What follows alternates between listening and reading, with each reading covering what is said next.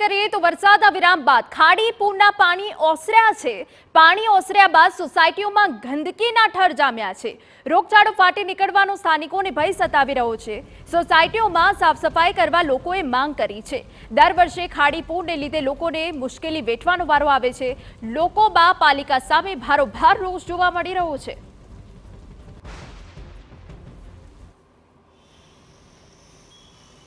सूरत शहर अंदर दर चौमासा वखते जे खाड़ीपूरनी स्थिति सर्जाती होय छे त्यारे आ चौमासानी अंदर पण सूरतना केटलाक विस्तारो छे ते 6 दिवस सुधी खाड़ीपूरनो जे सामनो करवो पड्यो तो आज छठो दिवस छे जे पाणी जे धीरे धीरे जे ओसरी रह्या छे ते त्यारबाद जे सूरत महानगरपालिकानी जे आरोग्यनी टीम छे जोई शकाय छे के साफ सफाई छे जे विस्तारनी अंदर खाड़ीपूरना जे पाणी भराया था तमाम जे विस्तारोनी अंदर साफ सफाईनी जे कामगीरी छे ते तात्कालिक धोरणे जे छे ते शरू करवामां आवी छे। जोई शकाय छे के आ खाड़ी विस्तार छे। खाड़ी विस्तारनी आजूबाजूनानी अंदर जे गळाडूब सुधीना जे पाणी भराया था अंदाजित 6 दिवस सुधी आ जे पाणी भराया था तमाम जे छे साफ सफाईनी जे कामगीरी छे ते करवामां आवी छे। आ रोड रस्ता जे छे रोड रस्ता पर आखा जे पाणी हता 2-3 फूट सुधीना आ तमाम जे रोड हता ब्लॉक हता खाड़ीपूरनी अंदर अने आखरे महानगरपालिकानी आरोग्यनी टीम छे ते कामे लागी छे। साहेब कई रीते अत्यारे जे साफ सफाईनी कामगीरी हमણાં સાફ સફાઈ ચાલી રહી છે। હવે હમણાં 2-3 દિવસથી આ રોડ પર પાણી ભરાયેલા હતા।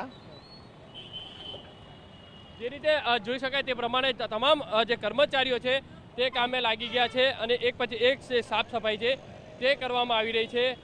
સાહેબ કઈ રીતે હાલમાં સાફ સફાઈ ખાડીપૂરના પાણી ઓસરતાની સાથે આ સ્કેપિંગ અને બ્રશિંગ ચાલુ કર્યું છે। અમારા આરોગ્ય અધિકારી ડૉક્ટર નિમેશ સાહેબની સૂચના મુજબ સ્કેપિંગ બ્રશિંગ અને દવાનો છંટકાવ કરતા છે। કઈ રીતે સાફ સફાઈ છે શું કઈ રીતે કામગીરી અત્યારે જે માટીને એને સ્કેપિંગ કરીને ભરાવી લઈએ છીએ અને પછી ઉપર પાછું બ્રશિંગ કરાવીને પાવડર છંટકાવ કરીએ છીએ।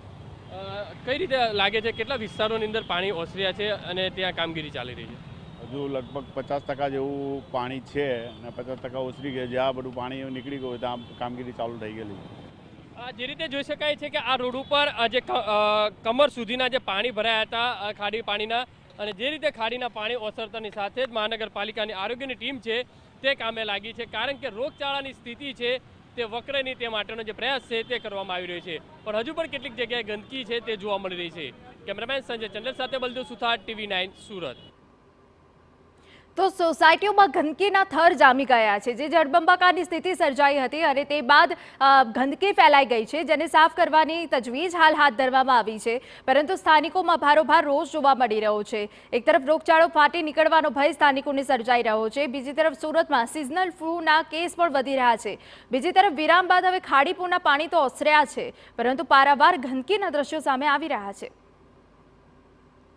सूरत शहर अंदर खाड़ीपूरनी स्थिति सर्जाई थी और धीरे धीरे जो पानी है तो ओसरी रहा है त्यारे गंदकीना जो स्तर है ते अलग अलग सोसायटीओनी अंदर जाम्या है। जे रीते दृश्यो जोई शकाय छे कि माधव पार्क्सनी अलग अलग सोसायटीओ छे त्यां गंदकीना स्तर जाम्या छे त्यारे बीजी बाजू महानगरपालिकानी आरोग्य टीम है ते पूछपरछ करवा माटे निकળી છે। साफ सफाई तो साइड में जो पहला साफ सफाई करवी जरूरी है कारण के साफ सफाईना मोटा जे स्तर है ते जोवा मળી રહ્યા છે। अहींया आरोग्यनी अलग अलग जे टीम है ते घरे घरे पूछवा निकली है कि कई रीतनी स्थिति है बाळकोने ताव आवे छे के नहीं के तमाम जे कामगीरी अहींया छे ते करवामां आवी रही छे। बेन कई रीतनी कामगीरी अत्यारे कई रीते काम शा माटे अहींया આવ્યા છો? પાણી ભરાવાના લીધે કોઈ ઝાડા ઉલટીના પેશન્ટ મળે તો એને ટ્રીટમેન્ટ આપવાની કોઈ તાવનું પેશન્ટ હોય તો એના રિલેટેડ સર્વે ચાલુ છે। સર્વે ચાલુ છે એટલે શું શું સર્વે કરવામાં આવી રહ્યો છે અત્યારે ઝાડા ઉલટીને પાણીના જે કેસો થાય એના રિલેટેડ બધી કામગીરી ચાલુ છે। બરાબર જે રીતે મહાનગરપાલિકા દ્વારા સર્વેની જે કામગીરી કરવામાં આવી રહી છે પણ બીજી બાજુ આપણે જે દ્રશ્યો જે રીતે બતાવી રહ્યા છે કે પહેલા સાફ સફાઈ થવી જોઈએ પછી સર્વે જોઈએ। આ તો પહેલા સર્વે કરવામાં આવી રહ્યો છે સાફ સફાઈ હજી સંપૂર્ણપણે કરવામાં નથી આવી। આ જે ગંદકીના સ્તર છે તે જોવા મળી રહ્યા છે એટલે કહી શકાય મહાનગરપાલિકાની જે કામગીરી ઉપર અનેક સવાલો છે તે ઊભા થઈ રહ્યા છે। કેમેરામેન સંજય ચંડલ સાથે બલદેવ સુથાર TV9 સુરત। તો મહાનગરપાલિકા દ્વારા હવે સર્વે હાથ ધરવામાં આવ્યો છે। જે વિસ્તારોમાં પાણી ઓસરી ગયા છે ત્યાં ગંદકીના થર જામ્યા હતા જ્યાં સાફ સફાઈ તો કરવામાં આવી રહી છે પરંતુ જે રોગચાળો ફાટી નીકળ્યો છે તેને લઈને આરોગ્ય વિભાગ હવે સર્વે કરી રહ્યું છે કે ઘરમાં કેટલા મેમ્બર કે જેઓને તાવ ઝાડા ઉલટીના કેસ છે એ તમામ બાબતોનું હવે મહાનગરપાલિકા દ્વારા સર્વે કરાઈ રહ્યું છે।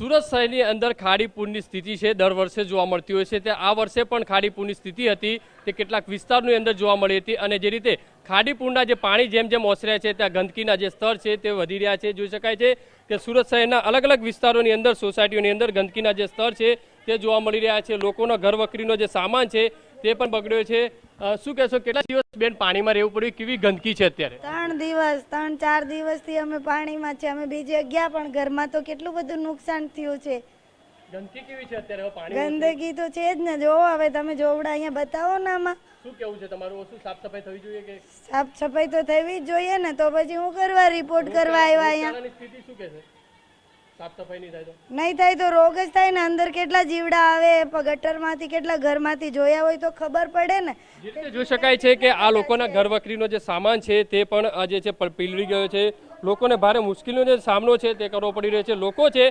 પોતાની રીતે સાફ સફાઈ કરતા નજરે પડી રહ્યા છે મહાનગરપાલિકા દ્વારા જે સમયસર સાફ સફાઈ કરવામાં નથી આવતી ને તેના કારણે આ ગંદકીના જે સ્તર છે તે જોવા મળી રહ્યા છે એટલે મહત્વની વસ્તુ એ છે કે મહાનગરપાલિકા દ્વારા અનેક દાવા કરવામાં આવતા હતા અને તેની વચ્ચે જે છે પોકળ સાબિત થતા હોય કેટલી ગંદકી છે જો સાફ સફાઈ નહીં થાય તો કેવી રીતે રોગચાળાની સ્થિતિ જોવા મળશે સાહેબ જો સાફ સફાઈ વ્યવસ્થિત નહીં થશે તો અત્યારે જે રીતના રોગ ફેલાઈ રહ્યો છે બધી જગ્યાએ મને નથી લાગતું કે ઝાઝા દિવસો મ્યુનિસિપાલિટી પાસે રહેશે બીમારીને લડવા માટે કેમકે જે હિસાબે તમે કચરો જોઈ રહ્યા છો બધી બાજુ બરાબર સફાઈ માટે કોઈ કર્મચારીઓ જોવા સુદ્ધા નથી આવ્યા બરાબર છે જે રીતે જોઈ શકાય દ્રશ્યોની અંદર લોકો પોતાની રીતે સાફ સફાઈ કરતા નજરે પડી રહ્યા છે મહાનગરપાલિકાના જે સાફ સફાઈ કરવી જોઈએ તેની જગ્યાએ લોકો પોતાની રીતે સાફ સફાઈ કરતા નજરે પડી રહ્યા છે 3-4 દિવસ સુધી કમર સુધીના પાણીની અંદર રોકાયા હતા બેન શું કહેશો કેમ સાફ સફાઈ તમારે જાતે કરવી પડી મ્યુનિસિપાલિટી વાળા નથી આવતા તો જાતે જ કરવી પડે ને મચ્છર થાય તો બીમાર પડે ને છોકરા તે